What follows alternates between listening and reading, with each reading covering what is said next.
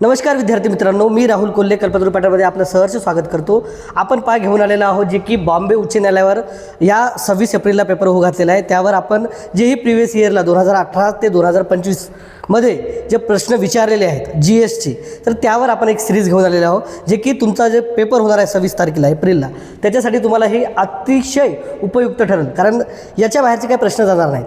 मी तर असं म्हणेल की तुम्हाला 75 ते 80% हेच पेपर उतरणार. कारण बरेच वेळा मी पेपर पाहिले, या झालेले वाहन चालकाचे पाहिले, लिपिकचे पाहिले, तर यावरूनच रिपीट प्रश्न आहेत. चला तर आपण वेळ न दवडता हे पहा कोणते प्रश्न आहेत आणि कशा पद्धतीने विचारतात हे पाहू. याही आधी मी व्हिडिओ लेक्चर टाकले आहेत, ते पाहून घ्या आणि नंतर हे लेक्चर पहा. पहिला प्रश्न काय आहे? पहिला प्रश्न असा आहे, तोरणमाळ हे थंड हवेचे ठिकाण कोणत्या जिल्ह्यात आहे? आता तोरणमाळ हे थंड हवेचे ठिकाण कोणत्या जिल्ह्यात आहे? हे आहे नंदुरबार जिल्ह्यामध्ये. लक्षात ठेवा, तोरणमाळ जे काही तुम्हाला थंड हवेचं ठिकाण दिसते, जवळपास हे समुद्र सपाटीपासून 1150 मीटरवर. लक्षात ठेवा, 1150 मीटरवर आहे. ओके. आणि कोणत्या जिल्ह्यात आहे? नंदुरबार जिल्ह्यामध्ये आहे.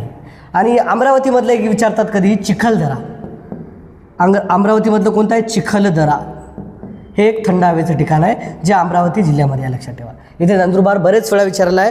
तोरणमाळ या थंड हवेच्या ठिकाणाबद्दल जे कोणत्या जिल्ह्यामध्ये येते ते येते नंदुरबार जिल्ह्यामध्ये. लक्षात ठेवा, तोरणमाळ. चिखलदरा कुठे येते? अमरावतीमध्ये. नेक्स्ट क्वेश्चन पहा, वेदाकडे परत चला अशी घोषणा कोण दिली? तर वेदाकडे परत चला अशी घोषणा दिली आहे पहा, स्वामी दयानंद सरस्वती. स्वामी दयानंद सरस्वती यांनी आर्य समाज स्थापन केला होता. याच्याबद्दल प्रश्न विचारतात. आर्य समाज कोण स्थापन केला होता? स्वामी दयानंद सरस्वती 1875 मध्ये. ओके. त्यानंतर स्वामी विवेकानंद. ओके. हे स्वामी विवेकानंदांचे गुरु होते पाहिजे रामकृष्ण परमहंस. आणि याच्यावरूनच त्यांनी काय स्थापन केलं होतं? रामकृष्ण मिशन. 1897ला रामकृष्ण मिशन. लक्षात ठेवा, रामकृष्ण मिशन. नंतर राजाराम मोहन राय, ब्राह्मो समाज. राजाराम मोहन राय काय? ब्राह्मो समाज 1828. ब्राह्मो समाज 1828. लक्षात ठेवा.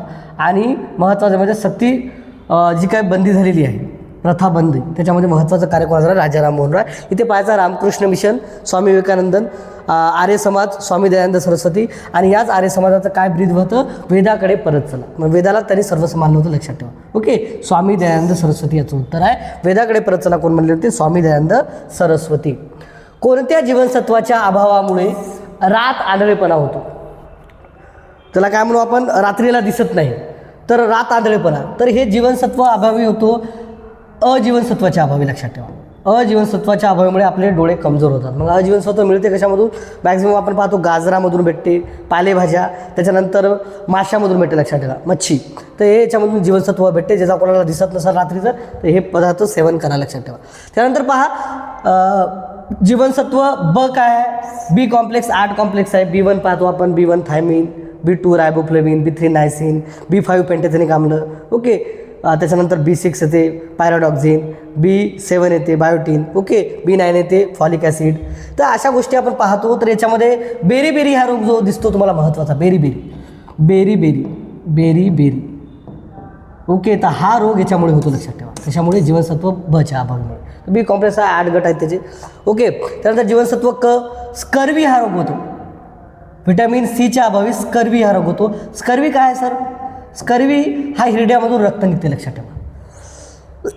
तर सी जीवनसत्व कशातून मिळते? तर सी जीवनसत्व कशातून मिळते आपल्याला? लिंबू वर्गीय फळामधून. जे काय लिंबू झालं, संत्रा झालं, मोसंबी झालं, याच्यामधून सी जीवनसत्व भेटते. आणि सी जीवनसत्व आपलं जर प्रमाण चांगलं असेल तर आपली त्वचा पण मस्त लुसलुशीत दिसते, टवटवीत दिसते. आणि महत्त्वाचं म्हणजे आपली जे काय रोगप्रतिकारक शक्ती आहे ती पण वाढते. लक्षात ठेवा. म्हणून आंबट वगैरे पाहिजे आपल्या खाण्यामध्ये. तर हे जीवनसत्व क. त्याच्यानंतर जीवनसत्व ड हे कोवळ्या उन्हामधून भेटते. लक्षात ठेवा. जे की आपलं कॅल्शियम म्हणून आपण सर्वाधिक मिळते याच्यापासून. आणि हे हाडाच्या मजबूतीसाठी महत्त्वाचं आहे. आपल्या हाडं जे मजबूत राहतात. तर जर याचा अभाव झाला तर मुडदूस हा रोग होतो. लक्षात ठेवा. काय होते? मुडदूस हा रोग होतो अभावामुळे. स्कर्वी या सी जीवनसत्वाच्या सीच्या अभावामुळे. जीवनसत्व अच्या अभावामुळे आपण काय पाहिलं? रात आंधळेपणा. बच्या अभावामुळे बेरी.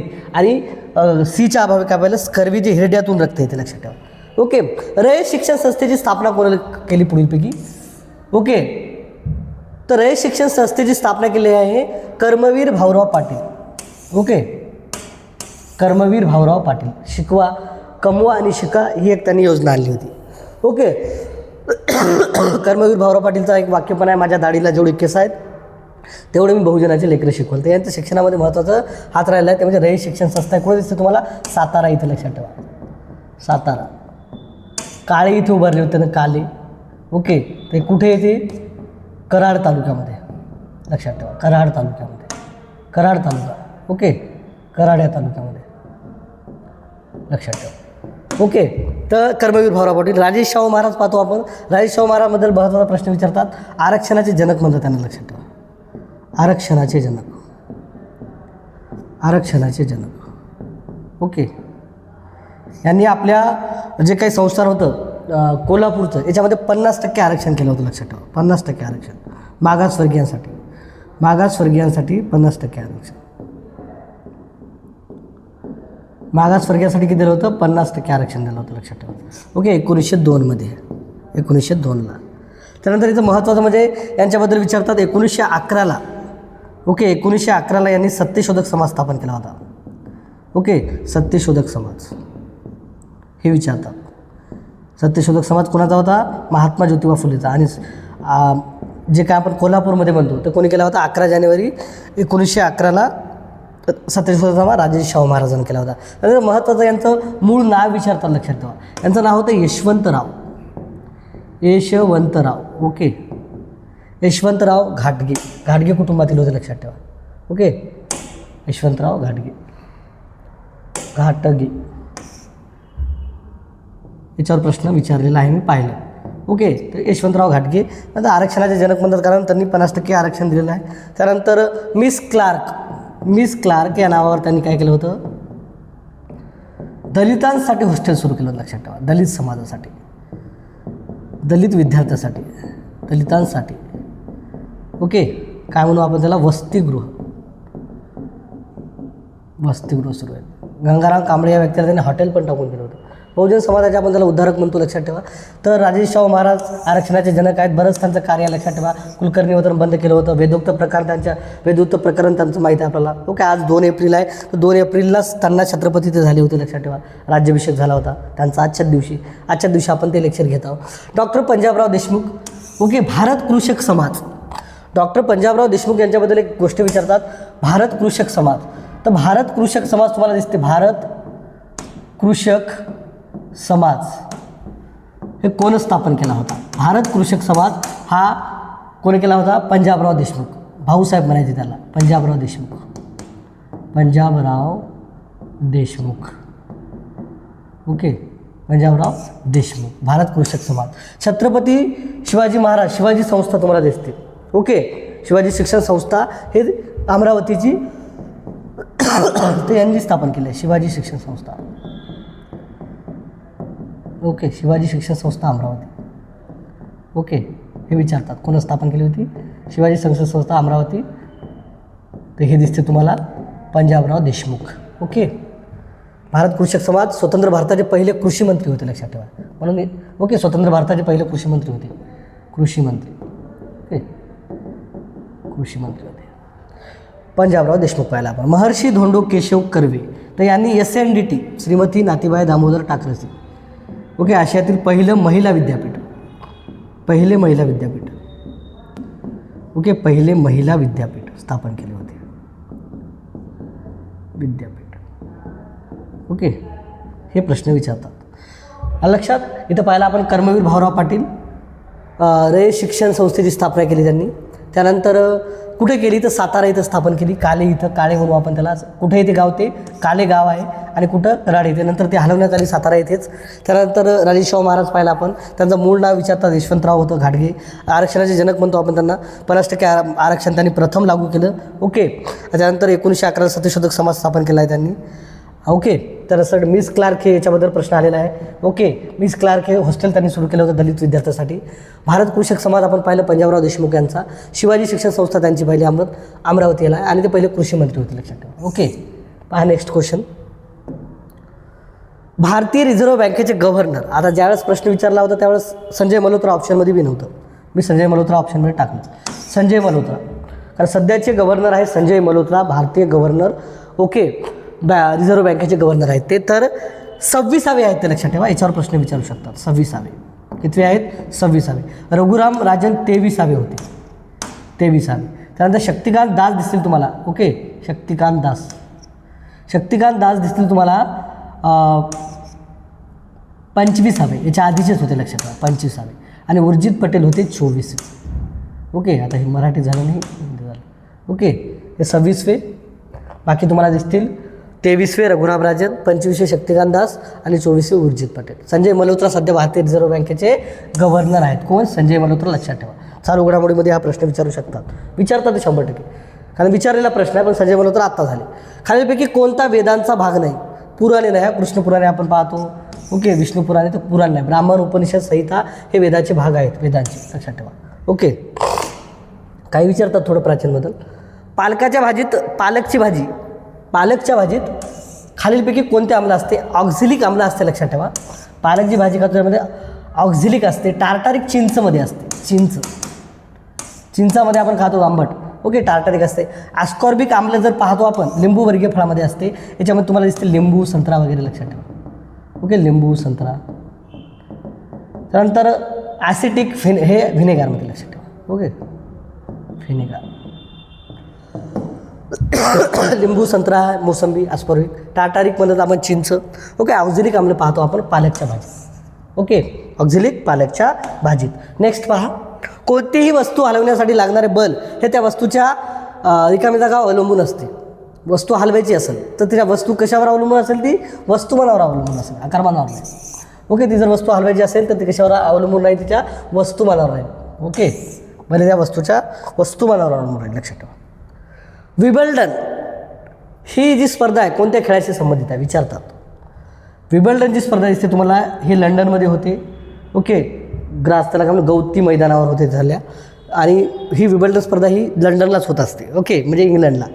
त्यानंतर म्हणजे महत्त्वाचं लक्षात ठेवा, विबल्डन स्पर्धा ही कशासाठी आहे? तर ही आहे टेनिससाठी. टेनिस. आणि याच्यामध्ये बाकीच्याही विचारतात. याच्यामध्ये सर्वात महत्त्वाचे विचारतात फुटबॉल.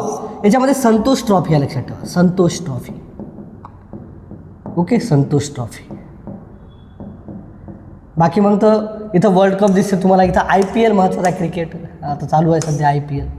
हॉकीचं माहीत आहे. ओके, मेजर ध्यानचंद यांच्यावर एक हॉकीची स्पर्धा होती. बाकी ते बी आशियाई वर्ल्ड कप होते. त्यानंतर मोठा वर्ल्ड कप होते. ऑलिम्पिकमध्ये बी हॉकी आहे.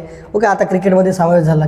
ओके, हॉकी पण याच्या पण स्पर्धा होतात. फुटबॉलची संतोष ट्रॉफी महत्त्वाची, लक्षात ठेवा. फिफा तर माहीत आहे आपल्याला, 210 देश सहभागी होतात फिफामध्ये. ओके, सर्वात मोठा वर्ल्ड कप राहते फुटबॉलचा. ओके, तर टेनिस लक्षात ठेवा, विबल्डन स्पर्धा असते.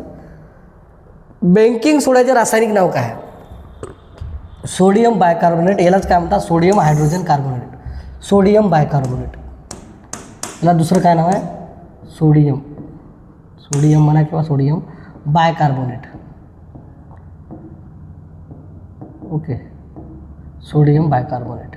Okay, sodium bicarbonate. यालाच काय म्हणू आपण? खाण्याचा सोडा. ओके, खाण्याचा सोडा. खाण्याचा सोडा हा कशासाठी वापर करतात? हा भज्यासाठी, भजे. त्यानंतर महत्त्वाचं काय? हे रे ढोकळा बनवण्यासाठी, ढोकळा. ओके, भजे म्हणू आपण. त्याच्यामध्ये याचा वापर होतो, लक्षात ठेवा. ओके, खाण्याचा सोडा म्हणतो आपण. त्यानंतर केकमध्ये याचा वापर होतो. केकमध्ये याचा वापर होतो. ओके, सोडियम कार्बोनेट म्हणजे धुण्याचा सोडा. हे विचारतात. ओके, सोडियम कार्बोनेट म्हणजे कोणता सोडा? धुण्याचा सोडा. सोडियम बायकार्बोनेट म्हणजे खाण्याचा सोडा. ओके, पहा, अजूनही कल्पतरू चॅनलला तुम्ही फॉलो केलं नसेल तर करून घ्या. तुमच्यासाठी आम्ही नवीन व्हिडिओ आणत आहोत. ओके, अजून काही तुम्हाला पाहिजे असेल तर कमेंट करून सांगा. सार्वत्रिक प्रौढ मताधिकाराचे म्हणजे युनिव्हर्सल ॲडल्ट फ्रँचायझीचे तत्त्व काय आहे? सार्वत्रिक प्रौढ मताधिकार. जात असो, कोणती जात, धर्म, पंथ, भाषा, आर्थिक स्थिती कोणी कमी मंजूर असो, एक व्यक्ती एक मताचा अधिकार आपल्याला भारतीय संविधानाने दिलेला आहे. तो आहे कोणता? स्वातंत्र्याचा हक्क आहे तो, की समानतेचा आहे? समानतेचा हक्क. ओके, कोणता हक्क आहे? समानतेचा हक्क, कारण आपल्याला समान आहे, लक्षात ठेवा. त्यानंतर आपण स्वातंत्र्याचा हक्क पाहतो. आपण कलम 19मध्ये दिलेला आहे स्वातंत्र्याचा हक्क. कलम 19मध्ये फिरण्याचं, भाषण करण्याचं, संघटना स्थापन करण्याचं, जमाव करण्याचं आपल्याला काय आहे? ओके, जागा घेण्याचं, कुठे राहण्याचं, त्याला संचार स्वातंत्र्य म्हणू आपण. ओके, हे स्वातंत्र्याचा हक्क दिला आहे कलम 19, 20, 21मध्ये. शोषणाविरुद्ध हक्क आपल्याला माहीत आहे कलम 23 आणि 24मध्ये दिला आहे. कलम 23, 24. ओके, 23, 24. याच्यामध्ये बाल जे काही 14 वर्षाच्या खाली आहेत, वेठबिगारी पद्धत म्हणतो आपण, मानवी व्यापार, तस्करी, याच्याबद्दल बंदी घातलेली आहे. जीविताचा हक्क आपण पाहतो कलम 20, कलम 21मध्ये. हे महत्त्वाचा हक्क आहे, कारण मूलभूत हक्क ज्यावेळेस 352नुसार राष्ट्रीय आणीबाणी लागते, लक्षात ठेवा. राष्ट्रीय आणीबाणी ज्यावेळेस लागते त्यावेळेस 352नुसार सर्व मूलभूत हक्क नाही का हे होतात, खतम होतात समजा मूलभूत हक्क. पण जी काय मूलभूत हक्क म्हणतो आपण कलम 20 आणि 21 याच्यावर गदा येत नाही, हे कलम तसेच राहतात. एवढे महत्त्वाचे स्ट्रॉंग कलम आहे ते कलम 20. ओके, जीविताचा हक्क म्हणून आपण त्याला कलम 20. ओके, कलम 20 आणि 21मध्ये आहे जीविताचे संरक्षण. नेक्स्ट क्वेश्चन पहा, अस्पृश्यता नष्ट करण्याबाबतचे कलम कोणते आहे? अस्पृश्यता कलम 17नुसार अस्पृश्यता नष्ट केलेली आहे. कोणतीही जात, कोणताही धर्म श्रेष्ठ नाही आहे, सर्व मानव एक आहेत, ही कलम 17 सांगते. ओके, जात अस्पृश्यता नष्ट म्हणू आपण, तर या कलमानुसार अस्पृश्यता नष्ट केलेली आहे, ती म्हणजे कलम 17. कलम 16 माहिती आहे आपल्याला, समान कामासाठी समान वेतन, सर्व नोकऱ्यामध्ये समान संधी, स्त्री असो पुरुष असो कोणत्या जातीचा असो. ओके, नोकऱ्यामध्ये समान संधी, समान कामासाठी समान वेतन. ओके, नोकरीमध्ये समान. ओके, त्यानंतर कलम 15 पाहतो आपण, जात, धर्म, पंथ, भाषा. ओके, जात, धर्म, भाषा, जन्मस्थान. ओके, याहून भेदभाव करायचा नाही, लक्षात ठेवा. भेदभाव मनाई आहे, भेदभाव करण्यास मनाई आहे, लक्षात ठेवा. ओके, कलम 15. कलम 14 काय आहे? कायद्यापुढे सर्व समान राहील आणि कायद्यासाठी सर्वांचे समान संरक्षण राहील. ओके, कायद्यापुढे सर्व समान. ओके, कायद्यापुढे सर्व समान, कायद्यापुढे सर्व समान. हे काही एवढे नाही, मूलभूत हक्कामधल्या महत्त्वाच्या कलम आहेत विचारतात. ओके, तर इथं अस्पृश्यता नष्ट कशाने केलेलं आहे? कलम 18नुसार. एक याच्यामध्ये अजून आहे समानतेच्या याच्यामध्ये. ओके, समानतेच्या अधिकारामध्ये अजून एक कलम 18 येते समानतेच्यामध्ये. कलम 14 ते 18मध्ये विचारला. नंतर स्वातंत्र्याचे हक्क येतात कलम 19मध्ये, कलम 19, 20, 21. तर कलम 18 येते पदव्या नष्ट. ओके, पदव्यांची नष्ट केल्या, पदव्या नष्ट. रायबहादूर आपण वगैरे जे काही पदव्या होत्या, ओके, ते पदव्या नष्ट केलेल्या आहेत. आता फक्त शैक्षणिक आणि जे काही लष्करी पदव्या आहेत तेच आता टिकून आहेत, बाकीच्या पदव्या नष्ट केलेल्या आहेत कलम 18. ओके, पुढीलपैकी कोणता अधिकार भारतीय संविधानात दिलेल्या समानतेच्या अधिकाराचा भाग आहे? आपण आताच पाहिलं समानतेचे अधिकार, आताच एकदा पुन्हा पहा. कलम 14 कायद्यापुढे समान आहे, सर्व समान आहेत आणि कायद्याचे सर्वांना समान संरक्षण राहील, हे कलम 14 आपल्याला सांगते भारतीय राज्यघटनेतली. त्यानंतर कलम 15 आपल्याला काय सांगते? जात, धर्म, पंथ, भाषा, वेशभूषा, जन्मस्थान याहून कोणत्याही व्यक्तीवर भेदभाव करण्यात येणार नाही. त्यानंतर कलम 16 सर्वांना नोकऱ्यामध्ये समान संधी राहील आणि समान वेतन राहील, स्त्री असो पुरुष असो कोणत्याही जातीचा असो. कलम 17 काय सांगते? अस्पृश्यता नष्ट, कोणतीही जात उच्च नाही, कोणती जात नीच नाही, धर्म सर्व समान आहेत, मानव एक जात आहे, हे कलम आपल्याला 17 शिकवते. आणि कलम 18 जे काय पदव्या होत्या पहिली, ओके, जे काही राजबहादूर आपण अशा ज्या पदव्या पाहतो, तर नवाब वगैरे अशा पदव्या पाहतो, ते पदव्या आता नष्ट केलेल्या आहेत. इथं माणूस फक्त एक लष्करी आणि शैक्षणिक पदव्या फक्त आता आपल्या नावासमोर लागतील, लक्षात ठेवा. तर हे समजून घ्या, याच्या बाहेरचा प्रश्न जाणार नाही. मॅक्झिमम मूलभूत हक्कावर हेच प्रश्न राहतात, त्यावर डिपेंड हा प्रश्न आहे. हा येते अस्पृश्यतेचे उच्चाटन. आपण आताच पाहिला समानतेचे अधिकार, आणि समानता आपल्याला काय करते? समान, सर्व मानव समान आहे म्हणून आपल्याला मूलभूत हक्क दिलेले आहेत कलम 14 ते कलम 18मध्ये, लक्षात ठेवा. कलम 14 ते कलम 18. तर हे कलम तुम्हाला कोणते दिसते? कलम 17मध्ये दिसते, लक्षात ठेवा. कलम 17मध्ये.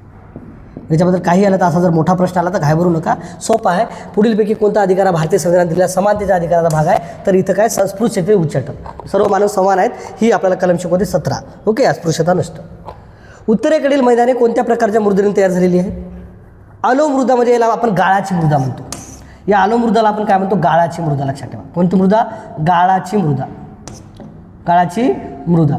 तर गाळाची मृदा आहे उत्तरेकडे आपल्याला ब्रह्मपुत्र दिसते, सिंधू दिसते, गंगा नदी दिसते, त्यामुळे या नद्याने बराच गाळ वाहून आणलेला आहे. आणि त्या गाळाच्या याच्यामध्ये बरंच जे काय म्हणतो आपण उत्पन्न, जे गहू झालं, तांदूळ झालं, चांगल्या प्रकारे येतो आहे, त्याला आलो मृदा म्हणतात. लाल मृदामध्ये याच्यामध्ये नाही का, हे लाल मृदा दक्षिणेकडे आढळते, त्या आपण काय म्हणू तामिळनाडू, कर्नाटक, तेलंगणा वगैरे इकडे आढळते. लोहाचं प्रमाण जास्त आहे याच्यामध्ये लाल मृदामध्ये.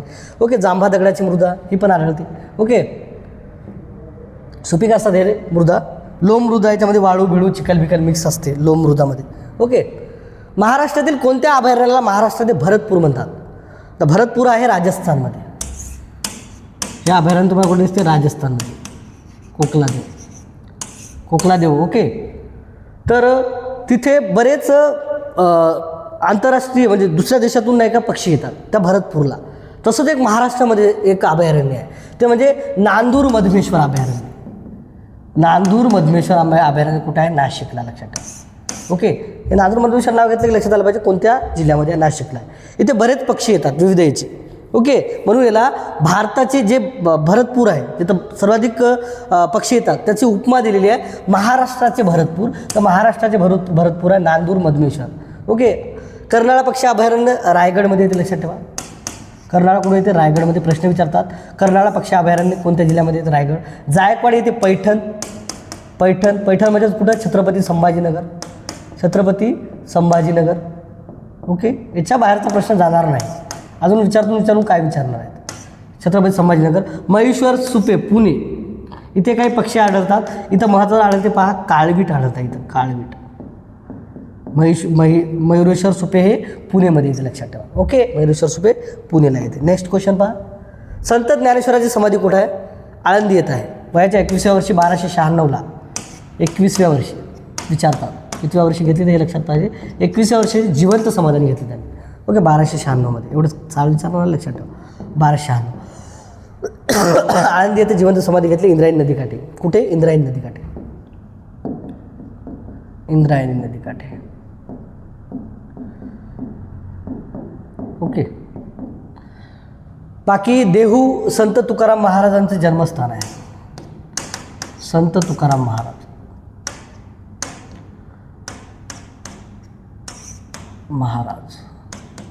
संत तुकाराम महाराजांचं जन्मस्थान कोणतं? देहू आहे. जन्मस्थान आणि कार्यभूमी पण देहू आहे. लक्षात ठेवा. इथं आपलं उत्तर आहे आळंदी. इथे जिवंत समाधी घेतली होती संत ज्ञानेश्वरांनी. ओके. भावार्थ दीपिका आपण ज्ञानेश्वरी त्यांचा महत्त्वाचा ग्रंथ पाहतो. पसायदाने त्यांनीच रचलेला. लक्षात ठेवा. ओके. पसायदान विचारतात हे कोणाचं होतं म्हणून. तर पसायदान हे संत ज्ञानेश्वरांचं होतं. ओके. ज्ञानदेव रचिला पाया तुका झाला सकळस. पानशेत धरण पुण्याच्या कोणत्या तालुक्यामध्ये आहे? पानशेत वेल्हे तालुक्यात आहे. पानशेत धरण कुठे येते? वेल्हे तालुक्यात येते. लक्षात ठेवा. ओके. मुळा नदीवर मुळशी धरण आहे. ओके. मुळा नदीवर मुळशी धरण आहे. तर हे पानशेत धरण त्याला तानाजी सागर म्हणतात. लक्षात ठेवा. तानाजी सागर जलाशय. तानाजी सागर जलाशय. ओके. पानशेत धरण कोणत्या तालुक्यात येते? तर ते येते वेल्हे तालुक्यात. ओके. नेक्स्ट क्वेश्चन पहा. भारताचे कॅबिनेट मिशन कधी आले? भारताचे कॅबिनेट मिशन कशासाठी पाठवलं होतं? 3 जण होते. त्रिमंत्री योजना म्हणतात त्याला. याच कॅबिनेट मिशनला काय म्हणतात? त्रिमंत्री योजना. भारताला स्वातंत्र्य द्यायचं कशा प्रकारे आणि भारताची संविधान सभा तयार करायची. त्रिमंत्री योजना. ओके. स्टॅफर्ड क्रिप्स होते त्याच्यामध्ये. A.V. अलेक्झांडर.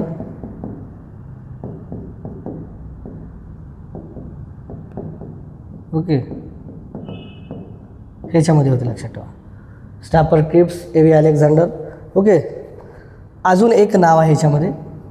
3 नावं. त्रिमंत्री योजना होती. ते मला कमेंट करून सांगा. ओके. सर अलेक्झांडर आहे. स्टॅफर्ड क्रिप्स आहे. ओके. एक मला आठवत नाही. सोपं आहे पण आता आठवत नाही. लक्षात ठेवा. ओके. नंतर आठवलं आता लक्षात येतात. तर एक मला तुम्ही कमेंट द्या ना. तुम्हाला काही काम पाहिजे ना. ते विचारतात. हे त्रिमंत्री योजना जी की 24 मार्चला आली होती. 24 मार्च 1946ला. ओके. ही त्रिमंत्री योजना आली होती. भारताचं संविधान सभा करायची आणि भारताला स्वातंत्र्य कशा प्रकारे आपण देऊ त्याबद्दल ही अभ्यास करण्यासाठी आली होती. लक्षात ठेवा. ओके. सप्टेंबर 1946ला काय आलं होतं रे? सप्टेंबर 1946ला लॉर्ड माउंटबॅटन योजना लागू झाली होती. ओके. म्हणजे काय फाळणी म्हणू आपण देशाची, याच योजनेने केलेली आहे. लक्षात ठेवा. ओके. जून 1947ला आली ती लॉर्ड माउंटबॅटन. 47 लक्षात ठेवा. लॉर्ड माउंटबॅटन योजना म्हणतो आपण. Lord Mountbatten. ओके. ऑक्टोबर 1900ला वेवेल हा व्हाईसरॉय झाला होता आपला. तेवढं काही नाही विचारून. तर इथं मार्च 1946ला काय आलं होतं? त्रिमंत्री योजना. ओके. पहा नेक्स्ट क्वेश्चन. कोणत्या वर्षी काँग्रेस आणि मुस्लिम लीगने ऐतिहासिक लखनौ करारावर स्वाक्षरी करून प्रातिनिधिक सरकारसाठी एकत्र काम करण्याचा निर्णय घेतला? कोणत्या वर्षी काँग्रेस आणि मुस्लिम लीगने ऐतिहासिक लखनौ करार झाला? आपल्याला माहीत आहे 1916ला. उत्तरच ते आहे का? 1916. 1916 झाला आहे. जे की आपण पाहतो 1907 आहे का पर्यायामध्ये? 1907. हे 1907 काय होतं? हे सुरतचं अधिवेशन होतं, लक्षात ठेवा. 1907ला सुरतचं अधिवेशन होतं. आणि या सुरतच्या अधिवेशनामध्ये काय झालं माहिती आहे का? या सुरतच्या अधिवेशनामध्ये जे काही हिंदू मुस्लिम म्हणजे आपण काय म्हणू, मवाळ आणि जहाल आणि मवाळ यांच्यामध्ये नाही का फूट पडली होती सुरतच्या अधिवेशनामध्ये. ओके. आणि महत्त्वाचं म्हणजे 1909चा कायदा होता. 1909चा कायदा होता. अजून याला महत्त्वाचं म्हणजे काय होतं? 1909च्या कायद्यानं आहे का इथं? 1909चा म्हणजे मोर्लेमेंटो कायदा. मोर्लेमेंटो. त्या मोर्लेमेंटो कायद्यानं काय केलं? मुस्लिमांसाठी स्वतंत्र मतदारसंघ दिले. लक्षात ठेवा, मुस्लिमांसाठी स्वतंत्र मतदारसंघ. हिंदूंना आणि मुस्लिमांना तोडा आणि फोडा, हे राज्यकडा, म्हणजे हिंदू आणि मुसलमानामध्ये भांडण करायची आणि आपण राज्य करायचं, अशा प्रकारचं ब्रिटिशांचं काम होतं. तर मुस्लिमांसाठी स्वतंत्र मतदारसंघ दिले होते. लक्षात ठेवा, स्वतंत्र मतदारसंघ. ओके. त्यामुळे हिंदू आणि मुस्लिमही फूट पडली होती. 1916ला याच्यामध्ये ऐक्य झालं हिंदू मुस्लिममध्ये. आणि जहाल मवाळ जे गट होती, जे लोकमान्य टिळकाचा गट, लाला लजपतरायचा गट, बिपिनचंद्र पालचा गट, हे जहालवादी होती. आणि आपण गोपाळकृष्ण गोखले वगैरे पाहतो, ओके, नवरोजी पाहतो, त्यांचा मवाळवादी गट होता, तो एकत्र आले. ओके. 1916च्या लखनौ अधिवेशनानुसार बाबू अंबिकाचरण मुजुमदार याचे अध्यक्ष होते, 1916च्या अधिवेशनाचे अध्यक्ष. तर इथं सर्वाधिक महत्त्वाची भूमिका राहिल्या लोकमान्य टिळकांची एकत्रीकरणासाठी. आणि स्वराज्य हा माझा जन्मसिद्ध हक्क आहे आणि तो मी मिळवणारच, ही घोषणा त्यांनी तेव्हा दिली होती लखनौ करारामध्ये. ओके.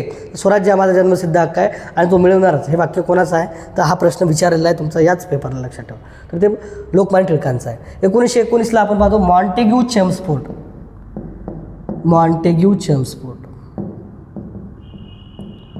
ओके. याला शीख म्हणा किंवा जे काय म्हणतो आपण ख्रिश्चन, यांना मग वेगळे मतदारसंघ दिले होते. त्यानंतर खिलाफत चळवळ वगैरे सुरू झाली होती त्याच्या वेळेस. ओके. खिलाफत चळवळ पाहतो आपण. रवलेट ॲक्ट पण 1919ला झाला होता. 13 एप्रिलला जे काय जालियनवाला बाग हत्याकांड घडला होता ते पण 1919ला झालं होतं. तर मॉन्टेग्यू चेम्स्फोर्ड कायदा 1919ला होता. इथं उत्तर पहा, एवढं डीपमध्ये नाही. तर कोणत्या वर्षी काँग्रेस आणि मुस्लिम लीगने ऐतिहासिक लखनौ करार स्वाक्षरी केली? तर ते करार होता 1916चा लखनौ करार. ओके. हिंदू आणि मुस्लिम एकत्र आले आणि जहाल आणि मवाळ हे गट एकत्र आले. नेक्स्ट क्वेश्चन पहा. प्लासीच्या युद्धानंतर कोण बंगालचा नवाब झाला? प्लासीचं युद्ध माहीत आहे आपल्याला. तर इथं सिराजुद्दौलाला धोका देण्यात आला होता. सिराजुद्दौला धोका कसा दिला त्यांनी? जे काही त्याचा जवळचा मीर जाफर होता यालाच हस्तक करून घेतलं की तुला आम्ही नवाब पदावर बसवतो. ओके. तर प्लासीच्या युद्धानंतर काय झालं की तू फक्त युद्ध लढू नको आमच्यासोबत, बरोबर त्याचा गेम करू आपण. कोणाचा? सिराजुद्दौलाचा. आणि मीर जाफरला त्यांनी जवळ केलं, त्यांनी प्रलोभन दिलं की तुला आम्ही हे करतो. आणि नंतर केलंही त्याला. प्लासीचा बंगालचा नवाब केलं त्याला. ओके. प्लासीच्या युद्धानंतर, कारण ते युद्धच झालं नाही, सैनिकच उतरवलं नाही येणं. मग मीर जाफर पण काय करू शकला नाही, त्यांच्या जे काही गरजा होत्या ब्रिटिशांच्या ते पूर्ण करू शकला नाही. मग या मीर जाफरचा जावई याला नंतर त्यांनी काय केलं? बंगालचा नवाब केला. ओके. बंगालचा नवाब केला मीर कासिम. याला हे मीर कासिमचा जावई होता, लक्षात ठेवा. ओके. नंतर मीर कासिम यांचंही इंग्रजाचं खटकलं. मग नंतर तुम्हाला पाहतो आपण बक्सारचं युद्ध झालं. ओके. बक्सारचं युद्ध 1764ला झालं. आणि 1757ला आपल्याला काय दिसते? प्लासीची लढाई 1757ला. 1757. ओके. 1757 साली तुम्हाला काय दिसते? प्लासीची लढाई. आणि मीर कासिमचं इथं बक्सार युद्ध झालं. बक्सार युद्ध. ओके. कसं झालं? मला वाटते 1764ला, लक्षात ठेवा. ओके. 1764ला. अलीवर्दी खान हा सिराजुद्दौलाचा आजा होता, लक्षात ठेवा. तर बरेच वेळा बंगालचा नवाब राहिलेला आहे. हे अलीवर्दी खान हे आजोबा होता. इथं मीर जाफर, सिराजुद्दौला आणि मीर कासिम हे महत्त्वाचे, लक्षात ठेवा. सिराजुद्दौलाच्या जागी मीर जाफरला आणलं. मीर जाफर त्यांच्या गरजा पूर्ण करू शकले नाही म्हणून मीर जाफरचाच जावई मीर कासिमला बसवलं ब्रिटिशांनं. आणि मीर कासिमही नंतर इंग्रजांच्या विरोधात गेला म्हणून त्यांचं बक्सार युद्ध झालं. ओके. तर एवढं काही समजलं असं लक्षात ठेवा. मीर जाफर लक्षात ठेवा प्लासीच्या युद्धानंतर. ओके. काही इतिहासाचे कन्सेप्ट समजून घेण्यासाठी ते पूर्ण गोष्टी कळल्या पाहिजेत. तेव्हा मी काय सांगायला ते तुम्हाला कळलं. पण इथं महत्त्वाचं काय आहे? मीर जाफरला बसवलं होतं सिराजुद्दौलानंतर. आणि मीर जाफरनंतर कोणाला बसवलं? तर मीर कासिमला. मीर कासिमनंतर कोणतं युद्ध झालं? मीर कासिम किंवा ब्रिटिशामध्ये कोणतं युद्ध झालं? खूप डीपमध्ये व्हायला का? कासिम आणि ब्रिटिशामध्ये कोणतं युद्ध झालं? तर बक्सारचं युद्ध झालं. ओके. कळालं ना? कमेंट करून सांगत जा मला. महाराष्ट्र राज्याचे राज्यपाल कोण आहेत? हे पण प्रश्न मी चेंज केला, कारण त्यावेळेस जे काही प्रश्न विचारला होता त्यावेळेस CP राधाकृष्णन होते. CP राधाकृष्णन आता नाही का भारताचे उपराष्ट्रपती आहे, लक्षात ठेवा. मी बरोबर तुम्हाला प्रश्न करायलो, कारण याच्यामध्ये चालू घडामोडीचे जे प्रश्न राहतात ना ते जास्त याच्यामधले देत नाहीत, हार्डमधले अशा पेपरला. जे काही महत्त्वाचे पुरस्कार आहेत, जे काही महत्त्वाचे व्यक्ती आहेत, जे काही महत्त्वाचे पुस्तक आहेत, जे काही सध्या पदावर आहेत, महाराष्ट्राचे मुख्यमंत्री इथपर्यंत प्रश्न विचारलेले आहेत, जे काय अर्थमंत्री आहेत, जे काय महत्त्वाचे जलसंपदा मंत्री आहेत, महत्त्वाचे खाते विचारतात केंद्रातले आणि राज्यातले, काही पालकमंत्री विचारतात. तर वरचा अभ्यास राहते, याच्यामध्ये आपण जास्तच घुसतो आणि काही विचारत नाही. तो उपराष्ट्रपती CP राधाकृष्णन होते, लक्षात ठेवा. आता आहे सध्या, तर तेव्हा त्या प्रश्नामध्ये त्या झालेल्या पेपरमध्ये CP राधाकृष्णनने उत्तर होतं. आताचं उत्तर काय? जिष्णुदेव शर्मा. ओके, त्रिपुराचे राजघराण्यातील आहे जिष्णुदेव शर्मा. हे आता सध्या महाराष्ट्राचे कितवे म्हणून विचारतात? 22वे राज्यपाल. कितवे आहेत?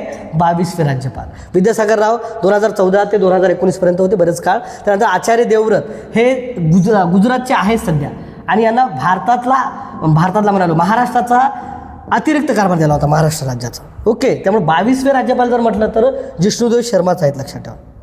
ओके, अतिरिक्त जे भार देतो त्याला गणलं जात नाही, शपथ वगैरे द्यायला लागते पण गणलं जात नाही. भारताचे मार्टिन लुथर किंग कोणास म्हणतात? महात्मा फुले. भारताचे मार्टिन लुथर किंग हे महात्मा फुलेला म्हटले जाते. राज्यघटनेचे शिल्पकार म्हणून आपण डॉक्टर बाबासाहेब आंबेडकरांना म्हटलं जाते, भारतीय राज्यघटने शिल्पकार. आधुनिक मनू एक शब्द वापरला आहे त्यांच्यासाठी, हे बऱ्याच पेपरला विचारलेला आहे. राजर्षी शाहू महाराज राजर्षी पदवी आहे, आणि त्याला आरक्षणाचे जनक म्हणतो आपण बऱ्याच वेळा. आपण धोंडोकेश्वर कर्वे, तर महर्षी धोंडोकेश्वर कर्वे म्हणतो आपण. तर हे उपाध्याय लक्षात ठेवा. हा एक फिक्स मार्क आहे तुमचा, सोप्यामध्ये राहते तो. छत्रपती संभाजीनगरला किती दरवाजांचे शहर म्हणतात? म्हणजे औरंगाबादला 52 दरवाजाचे शहर म्हणतात, माहिती आहे आपल्याला. 52 दरवाजा शहर हे छत्रपती संभाजीनगर या शहराला म्हटलं जाते. ओके, नेक्स्ट क्वेश्चन पहा. दंगल चित्रपट कोणत्या खेळावर आधारित आहे? दंगल किती सोपा प्रश्न आहे, कुस्तीवर आधारित आहे. ओके, महावीर सिंग आपण पाहतो फोगाट, त्यांनी याची भूमिका केली आमिर खानने, ते बी प्रश्न विचारू शकतो, आमिर खानने केली. ओके, गीता फोगाट, बबिता फोगाट यांनी ऑलिम्पिकमध्ये मेडल पण नेलेले आहेत. तर हे कुस्ती संबंधित आहे. क्रिकेटमध्ये आपण लगान पाहतो, धोनीचा नेलेला आहे, सचिनचा नेलेला आहे. खो खोमध्ये काय माहीत नाही. कबड्डीमध्ये पंगा नावाचा चित्रपट आहे. ओके, तर असं काय विचारतील तर पहा. तर दंगल चित्रपटावर प्रश्न विचारला आहे तुम्हाला, तर बऱ्याच जण असे आपण पिक्चरची आवड आहे आपल्याला, असे प्रश्न काय जात नाहीत आपल्या हातून. कुस्तीसाठी या लक्षात ठेवा. फेसबुकचे संस्थापक कोण आहेत? Mark Zuckerberg. आता सध्याला मेटा याचं नाव केलं, लक्षात ठेवा, मेटा. सत्य नडेला हे काय म्हणू आपण, मायक्रोसॉफ्टचे CEO आहेत. सुंदर पिचे ही गुगलचे आहेत, Google, GOOGLE, Google. Okay, Vijay Sharma comment करून सांगा मला, आता कमेंट करायची. विजय शर्मा कशाचे CEO, लक्षात ठेवा. ओके, विचारतात बरं प्रश्न. सत्य नडेला आपण पाहिलं मायक्रोसॉफ्ट. अंदमान निकोबारची राजधानी कोणती? पोर्ट ब्लेअर. अंदमान निकोबार जवळपास 572 बेटा आहे त्याच्यावर, लक्षात ठेवा. आणि 572 बेटातून जवळपास 38 बेटावर मानवी वस्ती आहे. बेटावर मानवी वस्ती आहे, लक्षात ठेवा, मानवी वस्ती. अंदमान आणि निकोबार यांना वेगळं केलेलं आहे. अंदमान आणि निकोबार 10 डिग्री चॅनल, लक्षात ठेवा, चॅनल हे प्रश्न विचारतात. ओके, दमन पाहतो आपण, दादरा आणि नगर हवेली, आणि दादरा नगर हवेली आणि दीव दमन एकत्र आले 2020ला, 26 जानेवारी 2020ला. हे 2 केंद्रशासित प्रदेशात एक केलं. त्याची राजधानी आहे दादरा नगर हवेली, आणि दीव दमनची राजधानी दमन आहे. कावरती पाहतो आपण, लक्षद्वीप. ओके, लक्षद्वीप. ओके, आणि गांधीनगर हे कशाची आहे? गुजरातची राजधानी आहे. ओके, जागतिक वन दिवस कधी साजरा केला जातो? 21 मार्च. 21 मार्चला जागतिक वन दिवस साजरा केला जातो. 20 मार्चला जागतिक चिमणी दिन साजरा केला जातो. 22 मार्चला जागतिक जल दिन साजरा केला जातो. 23 मार्चला जागतिक हवामान दिन साजरा केला जातो. 24 मार्चला जागतिक शहर दिन साजरा केला जातो. 27 मार्चला जागतिक रंगभूमी दिन साजरा केला जातो. तर हे मार्च महिन्यामध्ये बरेच काही आंतरराष्ट्रीय दिवस आहेत, तर पाहून जा, याच्यावर प्रश्न विचारतात. 21 जूनवर तर किती वेळा प्रश्न विचारला किंवा जागतिक योगा दिन आहे. युनेस्कोमध्ये आपणच मांडला होता हा प्रश्न, युनोमध्ये भारताने. आणि 21 जून हा पूर्ण जगामध्ये आता योगा दिन म्हणून साजरा केला जातो. योगा दिन, योग दिन, जागतिक योगा दिन, योग म्हणा, योग दिन. ओके, तर 5 जून पर्यावरण दिन, याच्यावर पण प्रश्न विचारतात. पर्यावरण दिन काही महत्त्वाचे दिवस आहेत ते पाहून जा. ओके, 21 जून अजून महत्त्वाचं काय, उत्तर गोलार्धामध्ये सर्वाधिक मोठा दिवस असतो हा 21 जून, सर्वाधिक मोठा दिवस.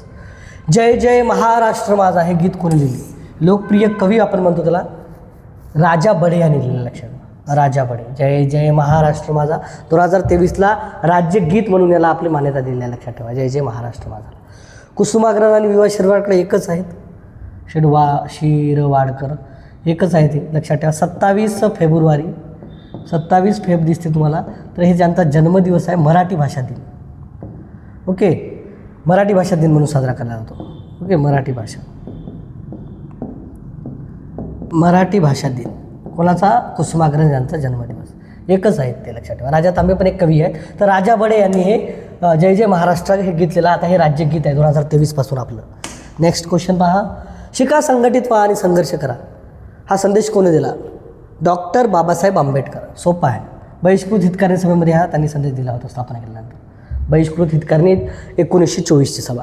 नंतर महात्मा फुले. ओके, विद्येविना मती गेली, मतीविना नीती गेली, नीतीविना गती गेली, गतीविना वित्त गेले, वित्ताविना शूद्र खचले, एवढे अनर्थ एका अविद्येने केले. हा एक मोलाचा संदेश महात्मा फुलेंनी दिला. ओके, नंतर विठ्ठल रामजी शिंदे पाहतो आपण, डिप्रेस क्लासेस मिशनची. आता महत्त्वाचं काय, दलितांसाठी कार्य केलेले लोक आहेत. पर्यायामध्ये तसं देत असतात, कन्फ्युज. डिप्रेस क्लासेस मिशन याच्यावर प्रश्न विचारतात. डिप्रेस्ड क्लासेस मिशनची स्थापना कोणी केली? तर डिप्रेस क्लासेस मिशनची स्थापना केली विठ्ठल रामजी शिंदे. कर्मवीर भाऊराव पाटील रयत शिक्षण संस्था.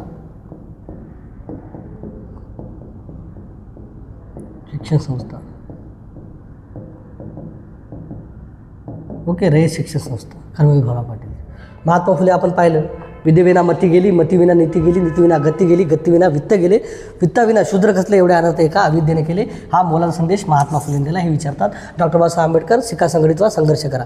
डिप्रेस क्लासेस मिशन दलितांसाठी उघडलेली विठ्ठल रामजी शिंदे, आणि हे रयत शिक्षण संस्था बहुजनासाठी उघडलेली Karmaveer Bhaurao Patil. Okay, next question पहा.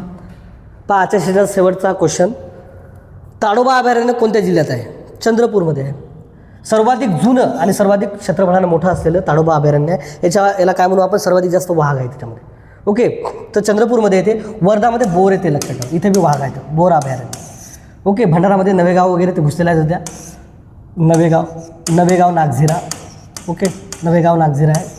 आणि गडचिरोलीमध्ये सप्राळा एक अभयारण्य आहे. ओके, तर इथे चंद्रपूर. नंतर पेंच आहे नागपूरला, कॅपिटल राजधानी म्हणतात, टायगर कॅपिटल्स राजधानी म्हणतो आपण त्याला. ओके, कशाला? नागपूरला. तर ही सर्वाधिक जास्त आपल्याला काय येतं, विदर्भामध्ये सर्वाधिक जास्त वाघ दिसतात, लक्षात ठेवा. तर याच्यावर प्रश्न विचारला होता, ताडोबा हे अभयारण्य कुठं आहे किंवा व्याघ्र प्रकल्प कुठं आहे? चंद्रपूरचा, लक्षात ठेवा. बरेच महत्त्वाचे प्रश्न आहेत जे मी तुम्हाला स्पष्टीकरण सांगत आहोत, त्याच्याच रिलेटेड तुम्हाला पेपरला प्रश्न विचारणार आहेत. तर जे काही आपण याच्या आधीचे जे काही व्हिडिओ टाकले तेही पाहून घ्या. आणि अजून तुम्हाला काय वाटत असेल की सर आम्हाला या पद्धतीनं पाहिजे, तर जरूर तुम्ही कमेंट करून कळवा. धन्यवाद.